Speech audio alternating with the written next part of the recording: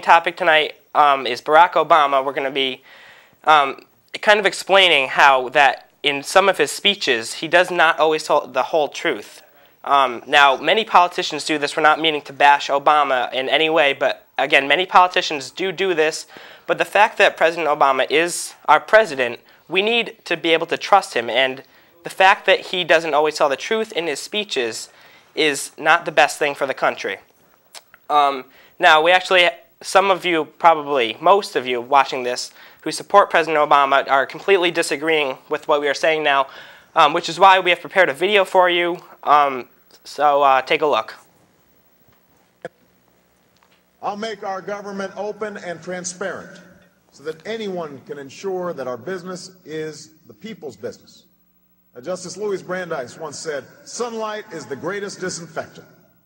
And as president, I'm going to make it impossible for congressmen or lobbyists to slip pork barrel projects or corporate welfare into laws when no one's looking, because when I'm president, meetings where laws are written will be more open to the public, no more secrecy. That's a commitment I make to you as president.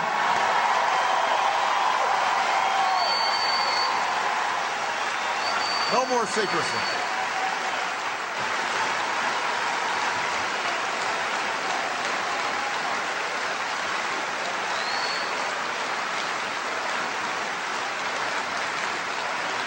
And when there's a bill that ends up on my desk as president, you, the public, will have 5 days to look online and find out what's in it before I sign it, so that you know what your government's doing.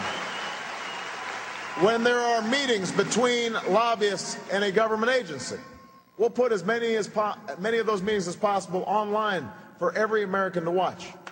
When there's a tax bill being debated in Congress, you will know the names of the corporations that would benefit and how much money they would get.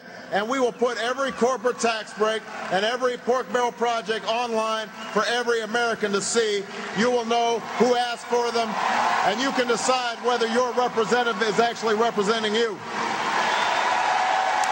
You know, personally, I think this is one of the main reasons why President Obama's ratings have gone so low. As you can see in that video, he promised many things that are not currently happening. One of the things he said was, "I'll make our government open and transparent." A perfect counterexample for that is this health care bill. I believe it's over 2,000 pages long, and nobody really knows what's in it, and people are voting for it, and again, they don't know what's in it. And if you ask me, that's the polar opposite of open and transparent. Also, President Obama at the end said that when a bill appears on his desk, he will put the bill online and the public will be able to read it for 5 days before he signs the bill. Again, this never happened. I don't know why he says this. It could be to get people to trust him, but now that these aren't happening, I think people are beginning to not trust him.